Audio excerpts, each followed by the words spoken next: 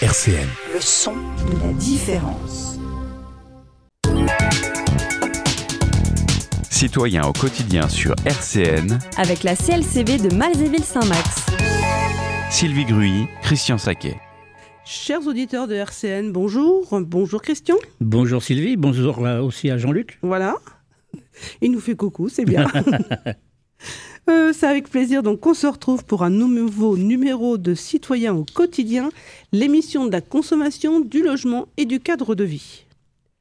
Alors aujourd'hui, on a réagi en fait à un article qu'on a vu paraître sur un magazine. En fait, au titre de la CLCV, on est abonné à notre journal régional, donc l'Est républicain, mais je pense que ça accompagne aussi les autres journaux régionaux, pardon. Donc généralement, une fois par semaine, il y a un magazine télé, il y a un magazine féminin, et puis un magazine maintenant dédié à la maison et à la déco. Et dans un des derniers numéros dédiés à la déco, on est tombé, toi et moi d'ailleurs, sur ce qu'on pouvait à première vue penser pour un article véritable, un article qui donnait de l'information, une information pertinente. C'est-à-dire que l'image m'a attiré. Oui, c'est vrai que c'était particulier, c'était... Moi, j'aurais pas parié une cacahuète au départ que c'était une pub, hein. C'était... voilà. Et puis après, on est revenu quand même au titre de l'article. L'article, c'était « Sublimer votre eau au quotidien ». Et là, quand même, on est encore dans l'eau, là. On est dans l'eau. La dernière émission, c'était sur l'eau. Voilà, mais là, on est sur l'eau. Mais moi, ce que j'aimerais, c'est pouvoir faire là, par rapport à cet article, c'est vraiment une analyse du truc, parce que c'est la communication. C'est de la communication. Alors, le sous-titre, c'était « Tenez-vous prêt à révolutionner, rien de moins, votre façon de consommer l'eau locale du robinet ». Bah oui. Alors là, c'était quand même fou comme truc, hein. Donc on s'est dit quand même qu'on tenait du lourd là quand même, parce que quand même, moi je me suis demandé s'ils avaient fumé la moquette avant de faire leur article. Donc on a repris l'article qui faisait, enfin c'était quoi, c'était un A4, une page. Franchement, j'ai lu ouais. Et j'ai ouvert, encore une fois, mes grands yeux. Je me dis, est-ce que c'est bien ça que je suis en train de lire ? Voilà. Qu'est-ce qu'ils veulent dire, là ? Mais attends, c'est quoi ? C'est quoi ? Parce que c'est vrai que c'est... là, on va le faire. Hein, on va le faire pour les auditeurs, reprendre tout l'article et point par point. Parce qu'ils ont bien divisé l'article en 4 parties, etc. Hein. Bien distinctes. Ah, c'est bien 4 parties bien distinctes. Hein. La première partie, c'est la prétendue technologie mise en avant. Donc il est quand même question d'une technologie de résonance électromagnétique inspirée de la nature. Waouh. Un procédé qui reproduit le mouvement d'une eau jaillissant d'une source naturelle. Alors déjà là, il y a une image, parce que est-ce que beaucoup de gens ont vu une source naturelle ? Voilà. Comme si l'eau jaillissait. Voilà, moi j'ai vu des sources, par exemple dans les Pyrénées. J'ai jamais vu un mouvement autre que de l'eau qui tombait, parce qu'en fait quand la source elle tombait, elle se déversait. J'ai pas vu un mouvement particulier. Enfin c'est pas, il y a pas un mouvement chorégraphique. Il y a des sources. On voit à un endroit, il y a de l'eau qui sort. Mais il n'y a pas de. Mais ça jaillit pas. Voilà. C'est de l'eau qui arrive tout doucement. Voilà. Là, moi, si je la voyais tomber, c'est parce que, c'était donc dans les Pyrénées, etc. Donc, il faut de l'imagination. Hein. Voilà. Et moi, je suis pas persuadée. Il y a longtemps que j'ai pas été dans les Pyrénées faire de la rando, c'est plus possible. Mais je pense quand même que si je me trouvais face à une source, je suis pas sûre que je la regarderais avec les mêmes yeux qu'avant. Je penserais à ce mouvement d'une eau jaillissant d'une source naturelle. L'autre innovation dont il parle, c'est une innovation qui activerait et accélérerait les molécules, donnant naissance, alors là, tenez-vous bien, hein, chers auditeurs, donnant naissance à une eau au goût unique, à la texture veloutée et soyeuse. On croirait qu'il parle de vin. Voilà, mais tu verras plus tard, il y a tout un truc quand même. Non, hein. On imagine une eau à goût unique. Voilà. On sait bien que la définition de l'eau, c'est qu'elle n'a pas un goût unique. Puis c'est pas... Sans goût. Voilà. Hein, donc là, c'est un goût unique à la texture veloutée et soyeuse. On est en pleine poésie. Et il nous dit également que l'eau ainsi purifiée des goûts désagréables nettoie votre palais et vous prépare à apprécier le prochain repas ou vin que vous dégusterez. Donc là, tu vois, le vin, il arrive. Le vin, il arrive. Hein. La texture veloutée et soyeuse du vin, et ben voilà, on y est. Donc déjà, effectivement, on se sert de l'eau pour nettoyer son palais quand on sait brosser les dents, voilà. Avec du dentifrice. Mais nettoie votre palais, ça a l'air de dire votre palais, il pue. Voilà, c'est pour faire place nette après, pour justement pouvoir manger quelque chose de délicieux ou boire un vin d'exception. Moi, j'imagine pas de l'eau qui va purifier des goûts désagréables de mon palais et puis qui va me préparer pour le prochain repas que je vais avoir. Hein. Voilà. Déjà, parce qu'en fait, voilà, ils font un plan sur la comète. Alors là, c'était la première partie. Donc là, on est sur vraiment la technologie. Hein. Mais là, on n'est pas dans... C'est pas de la publicité, ça. Attends, on continue. On continue. Voilà. Donc la deuxième partie de l'article, c'est l'artisanat au service de la technologie. Alors cet article nous propose de servir à table cette eau incroyable. Ah, elle est devenue incroyable elle est maintenant. devenue telle chose, elle est passée de veloutée à soyeuse, maintenant elle est incroyable, dans une véritable œuvre d'art, une carafe conçue par un designer. Là, c'est vrai que si la bouteille dans laquelle je mets mon eau n'a pas été conçue par un designer, je suis sûre que l'eau que je vais boire ne sera pas pareille. Alors on nous dit, parce que même si ça ne fait qu'une page, il y a quand même un certain nombre de choses qui sont dites, on nous dit que cette carafe marie l'ingénierie de pointe suisse et le savoir-faire traditionnel des maîtres verriers français. Ça en jette quand même. Hein. Moi, je croyais que les Suisses, c'était les montres et le chocolat. Eh ben non, c'est également de l'ingénierie. Et puis... Alors, la carafe, mais elle est en quoi? Alors... Elle est oui, elle est fabriquée en verre cristallin sans plomb. Sans plomb. Alors le plomb et l'eau, ça ne fait pas bon ménage, notamment lorsque les canalisations sont encore des vieilles canalisations et qu'elles sont en plomb. Par contre, le plomb qui s'échappe de la surface du cristal, parce que dans le cristal, un verre en cristal, il y a forcément du plomb dedans. Donc le plomb qui s'échappe donc de la surface est certes détectable, mais la quantité qui pénètre dans une boisson est considérée comme bien inférieure à la quantité de plomb consommée quotidiennement dans le cadre d'un régime alimentaire ordinaire. Ça veut dire que même si je me sers de leur carafe, qui ne contient pas de plomb, je vais quand même consommer du plomb parce que du fait que je me nourris, d'une manière normale, ordinaire, je vais quand même consommer du plomb. Alors, peut-être qu'il faudra aussi que je revoie mon alimentation, mais en attendant, je vais quand même continuer à me manger du plomb parce qu'il y en a, voilà. Là, ils sont plus poètes, là. Là, ils sont moins poètes, ils vont bientôt tomber malades. Et on nous dit aussi que la carafe, alors ça c'est écrit tel que, la carafe est soufflée à la main. Donc, si un souffleur de verre qui souffle avec la main, il va pas lui rester grand-chose de sa petite main. Il bat comme ça. Voilà, je sais pas. Ou alors, il prend le morceau de verre hyper chaud à la main. Je sais pas comment il fait, mais bon. On nous dit que c'est soufflé à la main par une célèbre verrerie française. Là, dans l'article, on ne nous dit pas de laquelle il s'agit.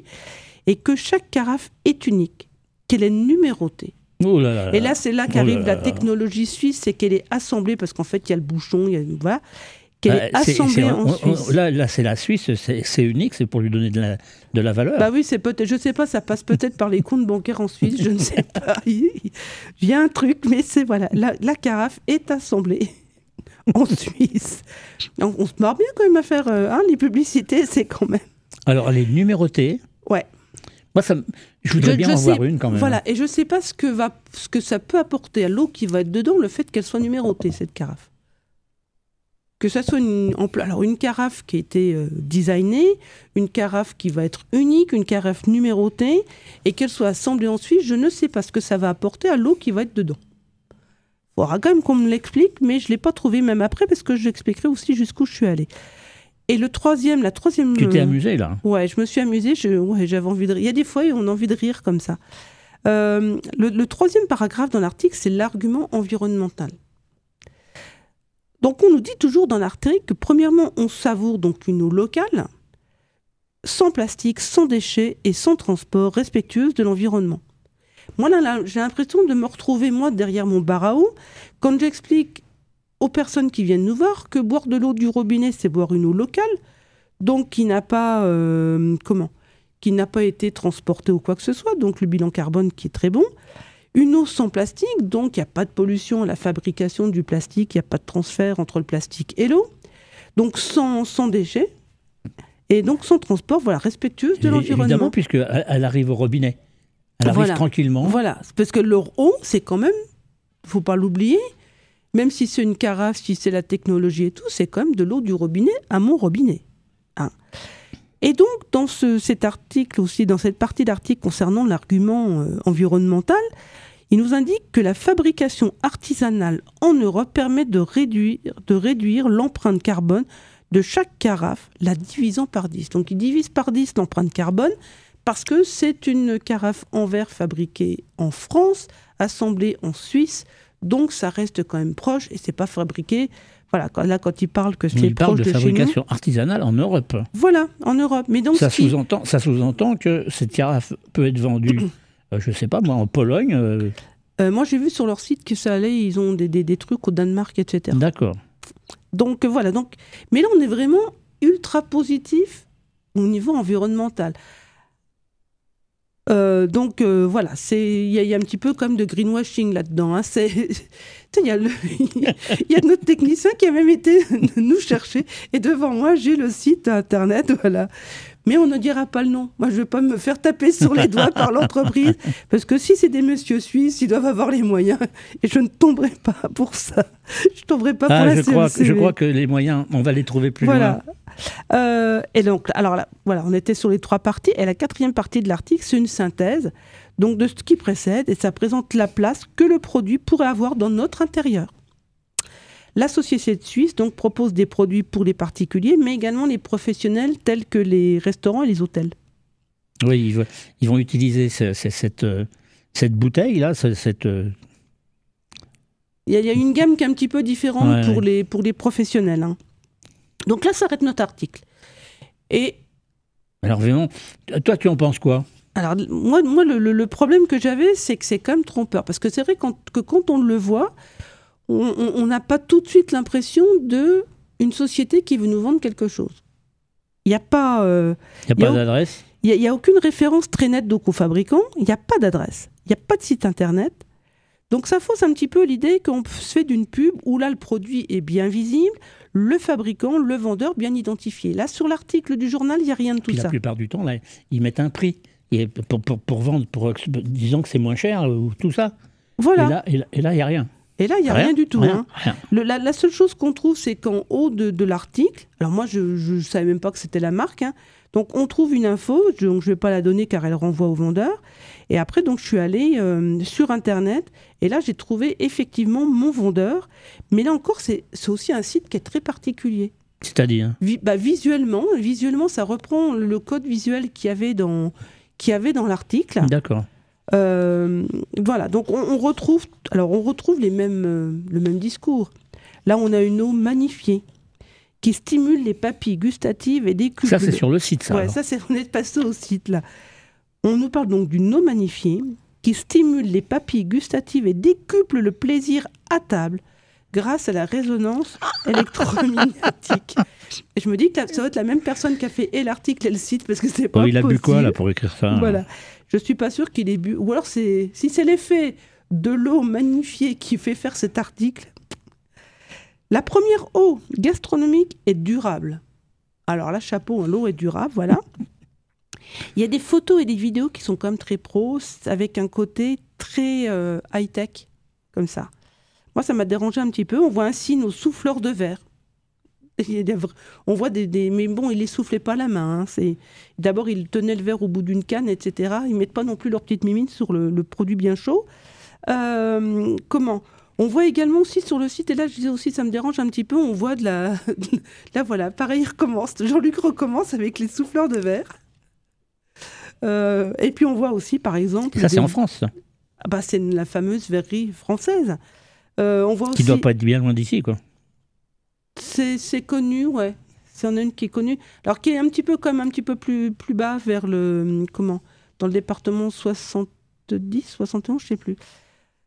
71, ça sonnait l'horreur. Donc voilà. Je ne sais plus où c'est, mais c'est quand on se dirige vers le Doubs et compagnie.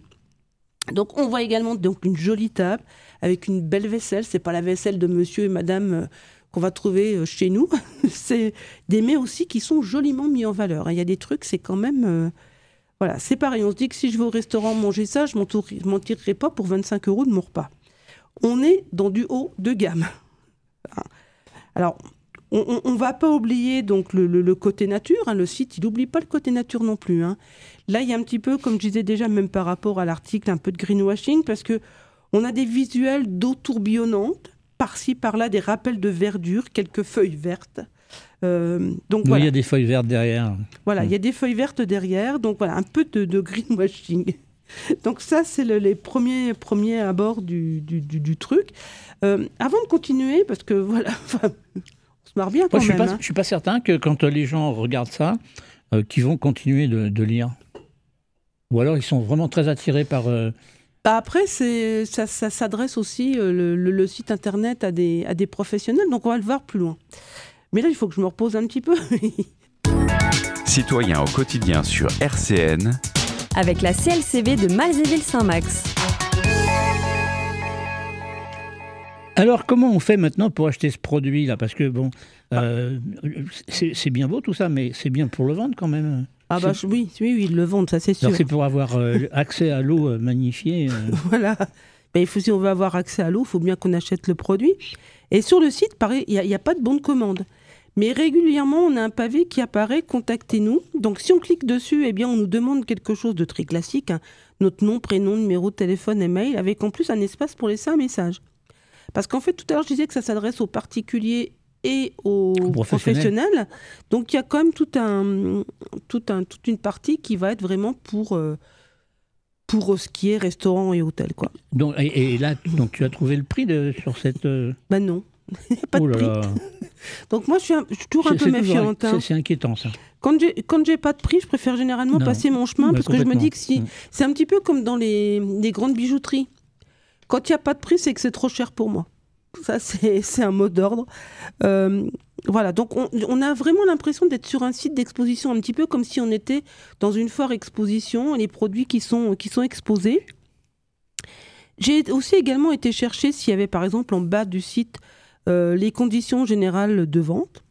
Ben non, il n'y a pas. En plus, pour nous, sur ce dossier-là, c'est une société suisse.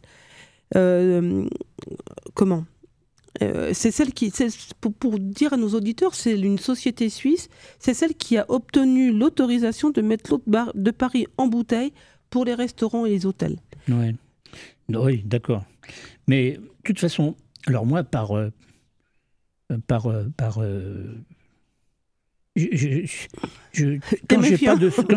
j'ai pas de prix, voilà, de ce que je vois, que je suis en train de chercher un truc à acheter, et si je ne trouve pas de prix sur le site, moi je laisse tomber. Hein. Voilà. Et je te dis, moi généralement, là, quand j'ai vraiment vu ça, en plus, la façon dont c'est présenté, je dis, moi j'avais vraiment l'impression, par exemple, quand on est devant, on serait par exemple devant une grande bijouterie, place Vendôme ou je ne sais pas quoi, à mon avis, il n'y a pas les prix.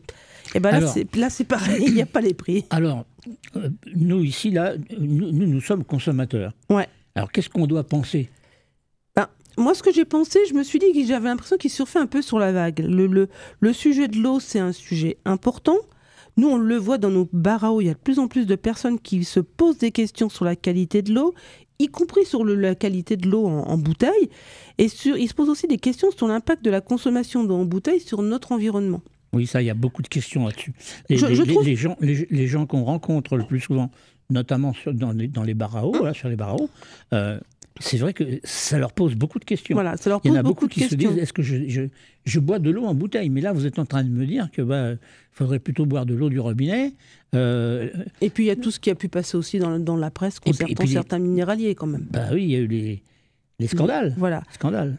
Et je trouve que les questions que les personnes nous posent sont de plus en plus techniques. Donc, on le voit, le sujet de l'eau, voilà, c'est quelque chose qui est important. Les gens maintenant se disent qu'il faudrait peut-être quitter l'eau en bouteille. Donc est-ce que c'est pour ça, et moi ça me paraîtrait pas étonnant que des professionnels s'engouffrent dans le sujet pour vendre de leurs produits, parce qu'un vendeur, son truc c'est de vendre. Si à un moment donné il peut plus vendre quelque chose parce que ça n'attire plus les consommateurs, il cherchera à vendre autre chose. Surtout les grands groupes, voilà. Et pour se rendre compte de l'ampleur du phénomène concernant l'eau, il suffit d'aller sur Internet et de chercher, par exemple, de taper qualité de l'eau. Moi, je me suis amusée aussi à sublimer votre eau au quotidien. Alors, ça t'a donné quoi, ça ? Ça m'a donné... Alors voilà, j'ai trouvé quelque chose pour purifier l'eau du robinet, pour sublimer votre thé, votre café. J'ai eu comme proposition aussi agir sur les 3 piliers du bien-être. C'est pareil. Je me dis, il y en a qui sont quand même perchés. Ou également, on nous propose aussi de créer nos packs de saveurs. Parce qu'il faut savoir maintenant que non seulement dans de l'eau, on peut mettre du sirop, on peut y faire aussi de la tisane, du thé, du café, mais maintenant, on peut aussi acheter. Et là, on retombe dans le travers du plastique, puisque ça se vend dans des toutes petites bouteilles en plastique. C'est quelque chose pour, soi-disant, mieux hydrater notre organisme via ce qu'il y aura dans ces pastilles qu'on va mettre dans de l'eau. Donc voilà, il y a un truc, mais je ne sais pas ce que ça représente comme impact sur la vente, sur des chiffres d'affaires. J'imagine la tête de types comme Thierry Marx ou Philippe Stébès devant ce genre de discours. Là. Créez vos packs de saveurs. Il faut peut-être qu'on leur écrive, qu'on leur demande. Comment ? Donc c'est vrai aussi que la question quand on doit acheter, ce qu'on doit toujours avoir, c'est est-ce que c'est indispensable, quoi. Oui. Pour nous, en tout cas en tant que CLCV, la réponse elle est non, parce qu'on le rappelle quand même lors de nos bars à eau, l'eau c'est le produit de consommation le plus contrôlé.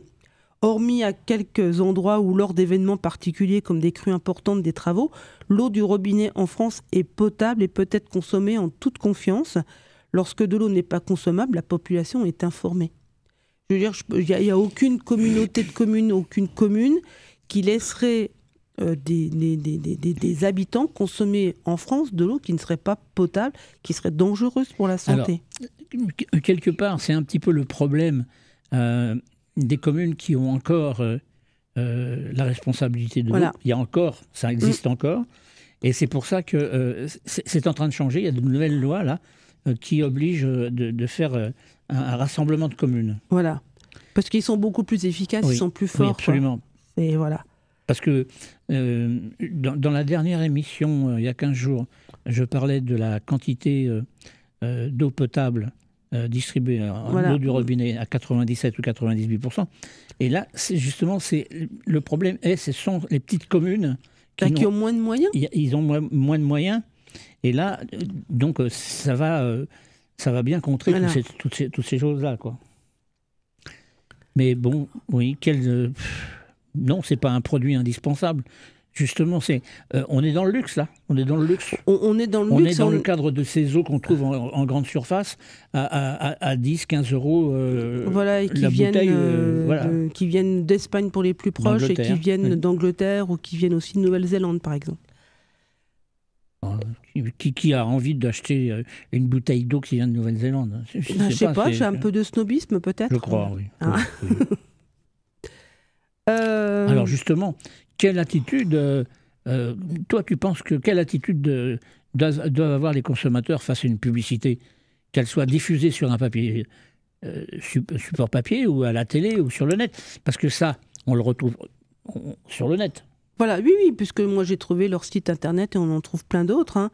Donc en fait, c'est vrai qu'on est envahi par la pub, et notamment sur le net où elle est omniprésente. C'est-à-dire que même quand on est par exemple sur notre messagerie, notre messagerie des mails, on est tout le temps envahi par de la pub. On est envahi par de la pub quand on va sur les réseaux sociaux. Il y a tout le temps de la pub. Alors moi je sais que des fois j'y fais pas attention ni rien du tout. Mais en plus, par rapport à la publicité, il faut qu'on conserve notre sens critique. La publicité, depuis qu'elle existe, même quand on l'appelait réclame, au tout début, la réclame ou la pub, c'était quand même bien pour vendre un produit. Donc c'est pour qu'il y ait quelqu'un après qui l'achète. Il n'y aurait aucun intérêt pour un professionnel de mettre en place un produit pour qu'il ne soit pas acheté. Donc il faut garder ça à l'esprit et réfléchir avant tout acte d'achat. C'est d'autant plus important que le prix de ce que nous voulons acheter est élevé. C'est vrai que c'est moins grave si ça concerne quelque chose qui va être à 6-7 euros. Mais là, comme je ne sais pas le prix, je ne sais pas combien que ça coûte. Mais à mon avis, c'est pas du tout on n'est pas sur la même gamme de prix, quoi. Donc il faut vraiment réfléchir avant d'acheter quoi que ce soit. Et puis, quand on achète, et là on revient sur notre côté aussi association de consommateurs, il faut aussi savoir que les sites marchands qui se trouvent à l'étranger n'ont pas les mêmes obligations envers les consommateurs qu'un site qui est français. Un site qui est français, c'est la loi française qui va s'appliquer, donc la protection des consommateurs française. Quand on est sur un site qui n'est pas en France, et là, je ne sais pas, même là par rapport à la Suisse, puisque la Suisse n'est pas un pays européen comme l'Allemagne ou comme le Luxembourg, je ne sais pas du tout au niveau de la loi ce qui s'applique, mais c'est vrai qu'il faut toujours avoir ça à l'idée, c'est dans quel pays se situe le site sur lequel je vais acheter, parce que la protection des consommateurs ne sera pas la même. Bien sûr. Voilà. Là, c'est une question, il faut voir les conditions générales de vente. Hein. Ouais. Et puis surtout, l'adresse du vendeur. Moi, quand je ne trouve pas l'adresse, je coupe. Voilà. Je coupe. C'est vrai que normalement, dans les conditions générales de vente, ce qu'on va trouver en premier, c'est l'adresse du vendeur. Et voilà, la première chose, si on voit que l'adresse est en France, c'est une chose. Si on voit que l'adresse est à l'étranger, on peut se poser des questions. Alors quand on va justement dans les conditions générales, il y a des fois, on te dit le rappel du produit ou autre, là, c'est à ce moment-là que tu peux trouver l'adresse. Mais j'ai trouvé des sites où il n'y a pas d'adresse du tout. Cela, il faut être méfiant. Enfin, je veux dire, quand je ne sais pas à qui j'achète, je ne peux pas non plus forcément savoir vers qui je me retourne s'il y a un problème. C'est ça, en fait, là, le truc. C'est que s'il n'y a pas d'adresse, vers qui je me retourne s'il y a un problème, si le produit, par exemple, n'est pas livré ou quoi que ce soit. Parce que tu as des sites où on te dit qu'on va, pour le retour, on va t'envoyer un document. Voilà. Oui, non, mais... voilà, après, il est trop tard. Voilà, et c'est vrai que c'est très compliqué, quelquefois. Non, il ne faut pas acheter, il faut du tout s'éloigner de ça. Et puis, si les gens ont des goûts de luxe, qui ont envie d'acheter... de le velouter. Ma foi, voilà, après, c'est à leur risque et péril. Hein. Voilà, nous, en tant qu'association de consommateurs, on n'est pas là pour empêcher les gens d'acheter quoi que ce soit. Mais on est là pour informer les gens et les mettre en garde sur des produits dont ils n'auraient pas forcément besoin. Parce que là, quand on a pris contact sur le site, si on prend contact sur le site, c'est beaucoup plus difficile après de se dépêtrer d'un professionnel avec qui on est volontairement entré en contact, plutôt que si on avait pu regarder les prix, etc. C'est un petit peu comme quand on a du démarchage à notre porte. Il est beaucoup plus facile de se débarrasser du démarcheur tant qu'il est devant notre porte, et il est beaucoup plus difficile une fois qu'il est rentré. C'est une forme d'hameçonnage. Hein. Voilà. Citoyens au quotidien sur RCN. Avec la CLCV de Malzéville-Saint-Max.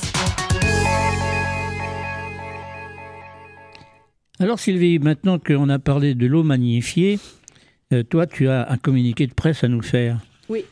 Alors, un communiqué de presse qui concerne les jeux vidéo et une plainte européenne contre 7 éditeurs et leur monnaie virtuelle.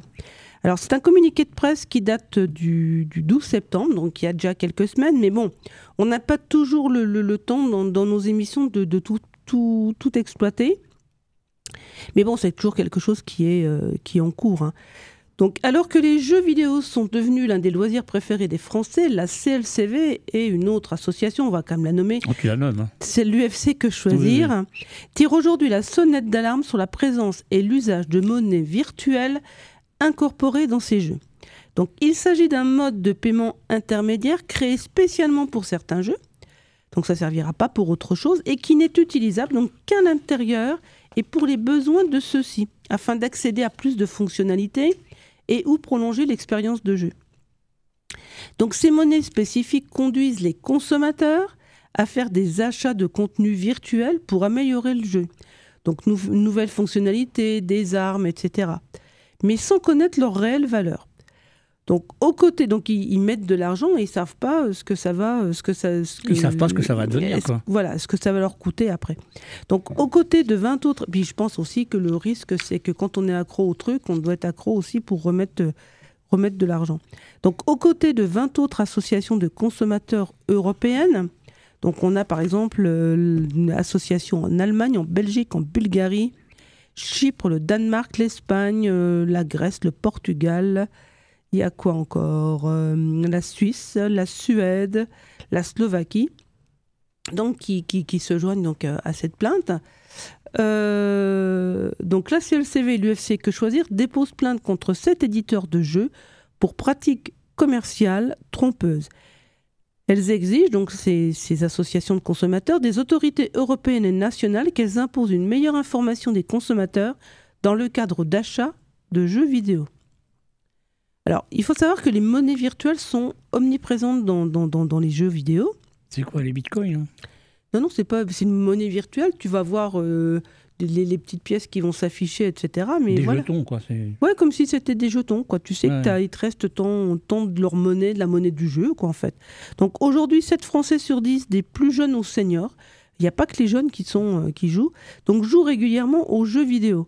De plus en plus de jeux donc, proposent l'achat d'objets virtuels, alors tels que des armes, des costumes ou des outils. Par exemple, ça va être des outils, quand il y a des jeux par exemple pour construire des bâtiments, tu as besoin d'outils. Bah là, tu vas pouvoir acheter tes outils. Parce que les outils, tu peux les acquérir quand tu avances dans le jeu, mais tu peux aussi avoir plus vite ces outils si tu les payes. Alors, mais ça reste que du virtuel. Ah, bon, on est complètement dans le jeu, hein, parce que quand on a des jeux, par exemple, qui se passent... Ça risque pas d'y avoir une dérive. Que je me retrouve avec les vraies armes chez moi? Non, ça reste dans le jeu. D'accord. C'est vraiment lié au jeu. Ça m'interpelle toujours. Ça t'interpelle toujours. Oui. Non, sauf si c'était peut-être un faux jeu, ou je ne sais trop. C'est l'intelligence artificielle. Voilà. Donc, tels que des armes, des costumes ou des outils, ou alors c'est des fonctionnalités supplémentaires qui peuvent être utilisées dans le jeu pour améliorer l'expérience ou progresser plus rapidement. D'accord. C'est pas seulement notre intervention dans le jeu, c'est l'argent, voilà. Cependant, dans de nombreux jeux, il est impossible de les acheter directement avec des euros. Il faut utiliser des monnaies virtuelles. Donc, elles prennent la forme de points, de pièces ou de diamants. Ces monnaies virtuelles sont de plus en plus répandues, alors que 42% des jeux les plus joués sur PC en utilisent. Ce taux atteint 81% dans les jeux les plus populaires sur smartphone. Donc on voit bien aussi en plus que maintenant les gens jouent aussi beaucoup plus sur smartphone. Donc en France, 3,6 millions de joueurs ont déjà converti de l'argent dans des jeux pour acheter ces monnaies virtuelles. C'est énorme, hein, 3,6 millions important, hein. de joueurs. Donc le problème avec ces monnaies virtuelles, outre le fait qu'on ne les a pas en main, c'est qu'elles masquent le vrai prix des achats dans les jeux. Par exemple, par l'emploi de monnaies virtuelles et en l'absence de tout affichage de prix en euros, hein, parce qu'en fait, je pense que l'affichage doit être marqué dans la monnaie virtuelle, des objets virtuels proposés, les éditeurs de jeux vidéo dissimulent leur véritable coût et trompent ainsi les consommateurs dans un but bien précis, leur faire oublier que l'argent qu'ils dépensent est bien réel. Parce que si l'argent virtuel, ça va être un diamant, ça va être un jeton, ça va être etc. Mais derrière, il y a quand même bien l'argent des joueurs. Fait d'autant plus accablant qu'il est même souvent impossible pour les consommateurs encore conscients de l'acte d'achat et désireux de faire la conversion inverse, de calculer précisément combien leurs dépenses en monnaie virtuelle leur a véritablement coûté. En effet, elles ne sont proposées qu'en pack et le taux de change varie généralement selon la formule qu'on choisit.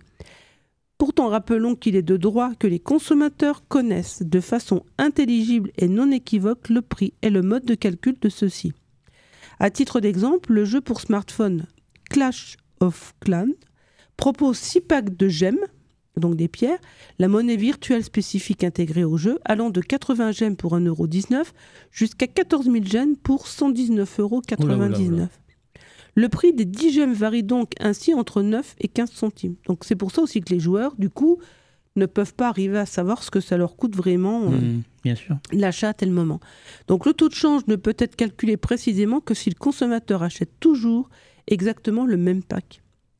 C'est-à-dire que s'il n'achète pas de la même façon, il n'a pas... Et voilà. Les monnaies virtuelles en plus, l'autre problème avec les monnaies virtuelles, c'est qu'elles incitent les consommateurs à dépenser toujours plus.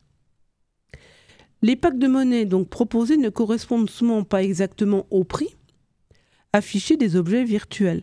Donc les consommateurs sont donc obligés d'acheter et de convertir plus de monnaie que nécessaire pour obtenir l'achat souhaité. De telles pratiques altèrent aussi donc de manière significative la liberté de choix des consommateurs. Dans les exemples qu'on a relevés, par exemple, la dépense réelle nécessaire pour l'achat des objets virtuels peut alors être plus de 2 fois supérieure à la valeur affichée. Puis je pense que si on achète un pacte avec plus de monnaie virtuelle qu'on en a besoin, donc il nous reste aussi de la monnaie virtuelle, donc on peut être aussi tenté de ne pas perdre cette monnaie virtuelle. Oui, puis de surprendre. Et de se dire, il faut que je vais acheter quelque chose. Et comme on n'a pas assez d'argent pour acheter quelque chose, il faut en remettre. Il faut en remettre, quoi. Alors, voilà, ce qui a été marqué dans le communiqué de presse. Donc, la somme qui reste sur un pack n'est pas perdue, mais elle sera souvent insuffisante pour acheter tout nouvel objet. Donc, c'est reparti pour un tour. Voilà. Donc, selon Jean-Yves Manot, notre président national, les autorités doivent enfin prendre conscience que les règles de protection des consommateurs sont nécessaires face aux éditeurs de jeux vidéo. Il n'est pas tolérable que le coût de certaines transactions ne soit pas clairement affiché, obligeant le joueur à procéder à des conversions entre monnaie virtuelle et monnaie réelle. La situation est urgente, d'autant que les plus jeunes joueurs qui n'ont pas la conscience financière suffisamment développée constituent une cible de choix pour ces éditeurs. Mais je pense aussi que même des adultes sont capables de se faire piéger, d'autant plus si c'est les personnes qui sont vraiment à faire beaucoup de ces jeux, à être tout le temps dessus et être déjà déconnecté de la réalité. Donc je pense que ça aggrave le truc. Donc face à ces constats, la CLCV, l'UFC Que Choisir et leurs homologues européens du Bureau européen des unions de consommateurs, qu'on appelle le BUC, saisissent donc la Commission européenne et le réseau des autorités de protection des consommateurs, donc la DGCCRF en France, pour qu'ils fassent cesser au plus vite et le cas échéant sanctionnent les pratiques commerciales de 7 éditeurs de jeux vidéo qui sont Activision Blizzard, Electronic Arts, Epic Games, Mojang Studio, Roblox Corporation, Supercell et Ubisoft, qui se refusent à afficher le prix en euros des objets ou contenus proposés. Mais ces entreprises, elles sont à quel endroit ? C'est pour ça qu'ils saisissent l'Europe, parce que c'est l'Europe. S'il y en a ailleurs qu'en Europe. Je pense quand même qu'ils sont obligés d'afficher pour les Européens les prix réels. Donc au contenu, ils se refusent à afficher le prix en euros des objets ou contenus proposés en monnaie virtuelle dans leurs jeux vidéo. Plus largement, donc, nos associations demandent aux législateurs l'interdiction de toute forme de monnaie virtuelle qui dévoie à dessein le caractère ludique des jeux vidéo. C'est vrai que normalement, un jeu vidéo, c'est quelque chose de ludique. Et là, on tombe dans un vrai piège.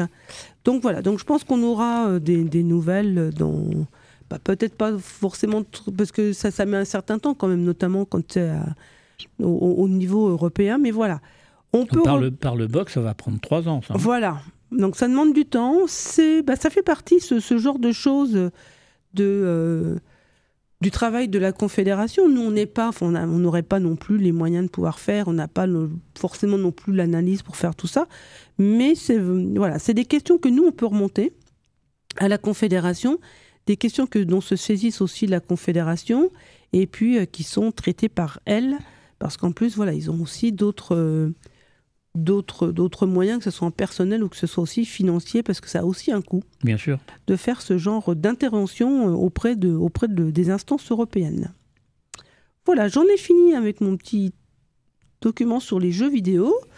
Est-ce que j'ai encore autre chose à dire ? Je ne sais plus. Ah oui. Alors, on n'a plus d'autres sujets particuliers. Mais moi, il y a un agenda quand même. Ouais, il y a un agenda. Alors, c'est pas propre à notre structure locale. C'est la CLCV, donc c'est la Confédération, la CLCV qui sera présente au Salon de la copropriété et de l'habitat. Donc ce salon se tient les 6 et 7 novembre 2024 au Parc des Expositions de Paris, porte de Versailles. Donc on pourra retrouver la CLCV sur le stand A11 pour des consultations juridiques gratuites et échanger donc avec les personnes qui seront présentes. Je pense que parmi ces présentes, il y aura David Rodriguez, juriste justement, copropriété. Donc au niveau on peut aussi assister à des formations. Donc comment bien faire fonctionner le conseil syndical, ça sera le mercredi 6 novembre, 14h Studio B. Je crois que cette communication-là, il faudrait la faire sur Facebook. Hein. Alors on l'a déjà faite, mais je la referai, hein. Je vais la redonner. La deuxième formation, c'est le contrat de syndic, comment préparer, rédiger et maîtriser le contrat de syndic, ça ce sera le jeudi 7 novembre. Il y aura aussi des conférences, des ateliers, des animations. Alors ce salon de la copropriété de l'habitat, il est bien évidemment en direction des copropriétaires. Il a un coût, c'est 30 € l'entrée. Par contre, en se rendant sur le site du salon de la copropriété et en indiquant donc le code CLCV en majuscule 24, on a l'entrée à titre gratuit. D'accord. Donc quelqu'un qui vient de Nancy, de Lorraine, qui a envie d'y aller, peut y aller. Et donc le coût sera gratuit. Et c'est pas seulement réservé ce code à nos adhérents, c'est vraiment pour tout à chacun. Et ça, c'est pareil, on le mettra également sur notre page Facebook. Mais je pense que ça va être déjà aussi sur la page Facebook de la Confédération. Je pense qu'il y a déjà quelque chose, ils ont créé l'événement. Je pense que c'est intéressant parce que les copropriétaires qui viennent me voir, la plupart du temps, c'est parce qu'ils sont mécontents du syndic. Et il est toujours assez compliqué. On dit que c'est simple, mais moi je me suis rapproché dans les textes. C'est pas si simple que ça de changer de syndic. Voilà. Et puis comme pour d'autres thèmes, c'est vrai qu'il faut, en copropriété, c'est aussi valable pour d'autres secteurs d'activité de la CLCV, pour vraiment être là en capacité, eux, d'agir au sein de leur copropriété. Il faut quand même vraiment qu'ils se forment aussi, et c'est par là que ça passe. Il y a d'autres formations. Nous, on fait des webinaires aussi, par exemple. Oui, bien sûr. Mais il y a un sujet qui est important, c'est les charges. Voilà. Là, ça, c'est un vrai... Les charges de copropriété, c'est... Et quand on arrive des charges de copropriété qui sont facturées aux locataires... C'est pour les locataires, c'est une autre paire de manches encore, hein, comme on peut le dire. Voilà. C'est le non-respect, justement, des lois qui concernent... Qui concerne les charges, quoi. Voilà, et il y a quand même un flou dans les documents qui sont édités des fois par les syndicats. C'est quand même assez nébuleux pour certains. Donc, tu rappelles le code, c'est ça, c'est CLCV en majuscule, 24 voilà, 24, et donc il faut aller sur le salon. Il y a un site, donc le salon, site, c'est Salon de la copropriété. Voilà, il suffit de marquer ça sur le moteur de recherche, hein. Salon de la copropriété, et de l'habitat. Et puis on arrive directement à savoir si on est exposant ou visiteur. Donc là, on choisit visiteur. Et puis après, donc voilà, on peut saisir le code CLCV en majuscule 24. Là, il faut faire FISA quand même, hein, parce que on est le 4 novembre. Oui. Et c'est pour le 6 et le 7. Voilà, hein. Mais bon, on peut prendre un train facilement pour aller jusque Paris. C'est facile et voilà. Non, mais pour s'inscrire. Oui, pour s'inscrire, oui, tout à fait. Mais de toute façon, même là, tout est... Enfin, même déjà... l'information est sur le site, sur la page Facebook de la Confédération depuis un certain temps déjà. D'accord. Alors moi, je vais te passer la parole, Christian, pour que tu rappelles, comme à ton accoutumé, les contacts de la CLCV, comment on peut nous joindre, venir nous voir et tout. Alors d'abord, je dirais que nous sommes au 60 rue du Colonel Drian dans le bâtiment Franklin, 54 220 Malzéville. Pour venir nous voir, il faut prendre la ligne Stan, 13, direction Domartemont et descendre à Alexandre Ier. L'arrêt du bus, il est juste en face du bureau. Pratiquement, on voit sur nos fenêtres CLCV, donc c'est facile. Et pour venir nous voir, c'est donc que vous avez pris rendez-vous, ou bien que vous venez à une permanence sans rendez-vous. Alors, les permanences sans rendez-vous sont le mardi et le jeudi de 9h30 à midi et de 14h30 à 17h, et le mercredi après-midi de 14h30 à 17h. Oui, on se repose le matin. Oui, c'est ça. Le matin, le mercredi matin, je suis ici, à la radio, madame. Voilà. Tu enregistres une autre émission qui s'appelle Cuisine Buissonnière. Voilà, exactement. Donc, pour nous joindre et prendre rendez-vous, il faut utiliser le téléphone. C'est le 03 83 29 10 96. Je répète, 03 83 29 10 96. Vous pouvez aussi demander un rendez-vous par email en faisant malzeville@clcv.org. Et si vous avez des questions, si vous voulez savoir plus de choses sur notre organisation, la CLCV, vous faites www.clcv.org. Une autre page Facebook. Eh bien oui, la page Facebook, ouais. Je te le laisse, tu le plaisir. La laisses. Donc nous avons une page Facebook depuis quelques années déjà. Donc c'est tout simplement... 2017, je crois. Ouais, je crois que c'est ça. C'est tout simplement CLCV Malzéville Saint-Max. On partage, on va partager par exemple pour le salon de la copropriété. On essaye de partir à la chasse un petit peu aux informations sur d'autres sites ou d'autres pages Facebook sérieux, des informations qui pourraient intéresser nos abonnés sur notre page. Et puis on partage également, par exemple, les informations concernant l'émission de radio, et on partage également des photos quand on est à nos événements. Voilà.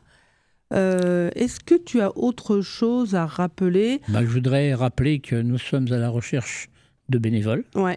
Alors, justement, par rapport aux bénévoles, notre saison de bar à eau est terminée, mais il faut quand même qu'on arrive aussi un petit peu à renouveler, alors je dirais pas notre cheptel de bénévoles, mais je l'ai dit quand même.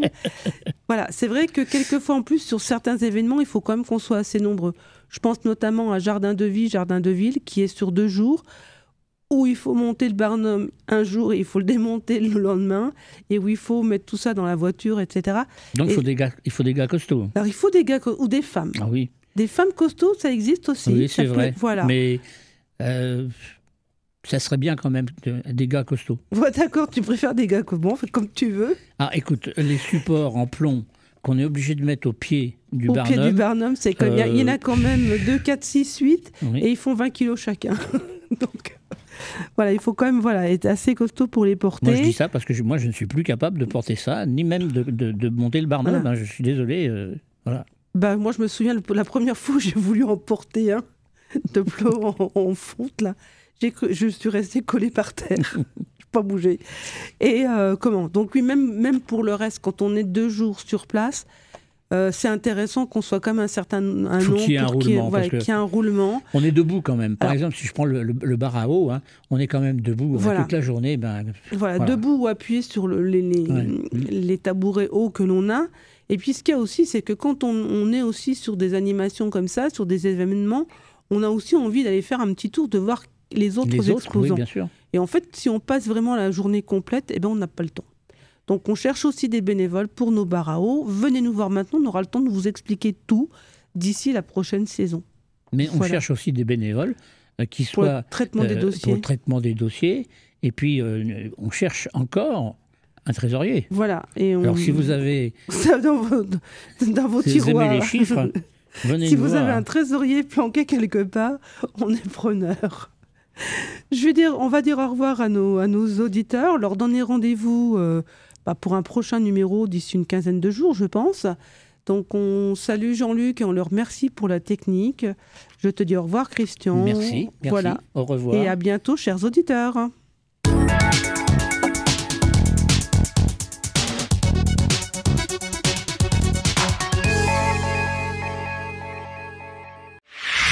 RCN, www.rcn-radio.org